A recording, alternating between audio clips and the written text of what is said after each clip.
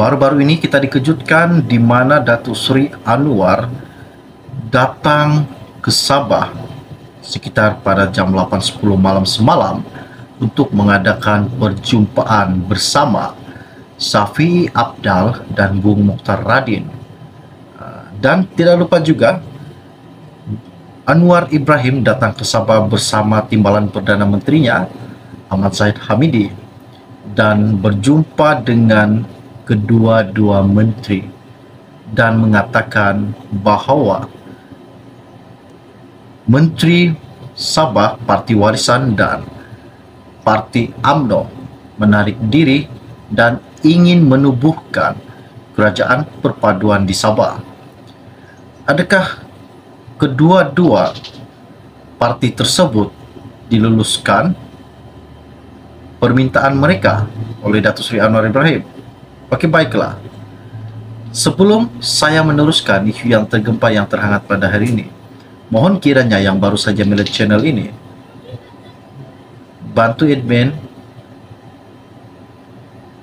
bantu saya tolong tekan butang subscribe dan sharekan video ini, kongsikan kepada rakan dan keluarga anda agar mereka tahu perkembangan terkini, isu terkini yang akan saya kongsikan di dalam channel ini setiap hari untuk info-info terkini.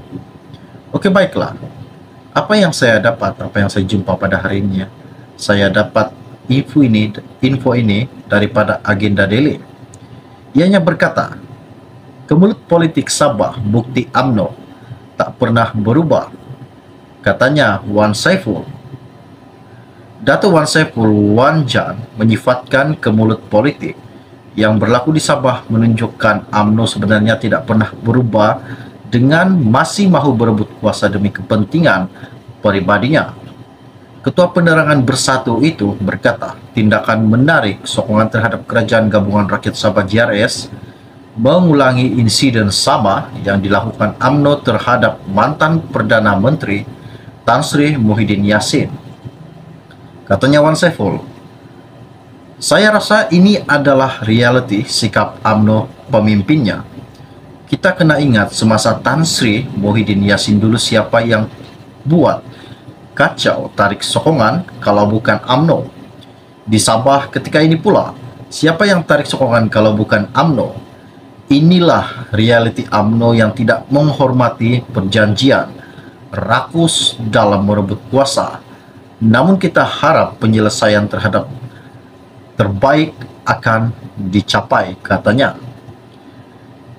Kemulut politik Sabah bergolak selepas pengerusi Badan Perhubungan UMNO Negeri Datuk Seri Bung Mokhtar Radin membawa parti itu menarik sokongan terhadap Kerajaan GRS dan Ketua Menteri Sabah Datuk Seri Haji Jinor pada Jumaat lepas.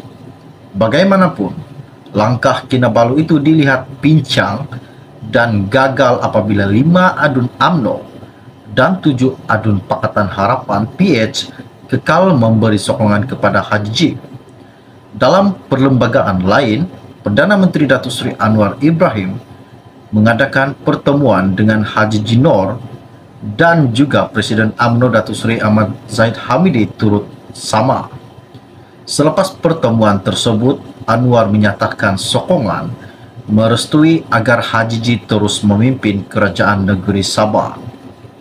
Sebelum ini juga Zahid mengetuai beberapa ahli Parlimen UMNO. Barisan Nasional BN menarik sokongan terhadap Kerajaan Perikatan Nasional PN dipimpin Muhyiddin sehingga terpaksa meletak jawatan kemudiannya. Isu ini sangat-sangat menggemparkan. Adakah peluang Shafiee Apdal maupun Bung Mokhtar Radin untuk menjadi Ketua Menteri Sabah dan timbalan Ketua Menteri Sabah? Sedangkan di sini apa yang dikatakan Anwar, sokongan penuh dan merestui agar Haji J terus memimpin Kerajaan Negeri Sabah.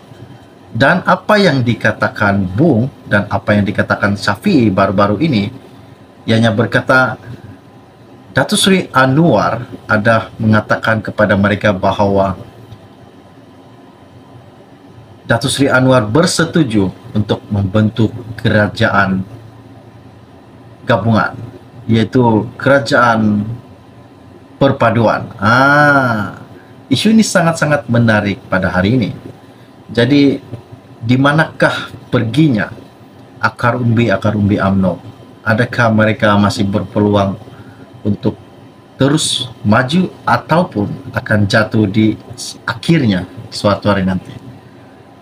Jadi, apa-apapun kita tengok dan lihat dan tunggu apa akan jadi di kemudian harinya. Masa masih panjang, perjalanan masih jauh. Oke, baiklah. Sebelum Anda meninggalkan channel ini, bantu saya tolong tekan butang subscribe dan kongsikan, sharekan video ini kepada rakan dan keluarga Anda agar mereka pun tahu isu terkini, perkembangan terkini yang akan saya kongsikan di dalam channel ini buat Anda semua. Setakat itu saja info-info ringkas yang saya telah sampaikan kepada Anda sebentar tadi. Kita jumpa lagi. Salam jumpa dan salam kenal. Bye-bye. Baru-baru ini kita dikejutkan di mana Datuk Seri Anwar datang ke Sabah sekitar pada jam 8.10 malam semalam untuk mengadakan perjumpaan bersama Syafiee Apdal dan Bung Mokhtar Radin.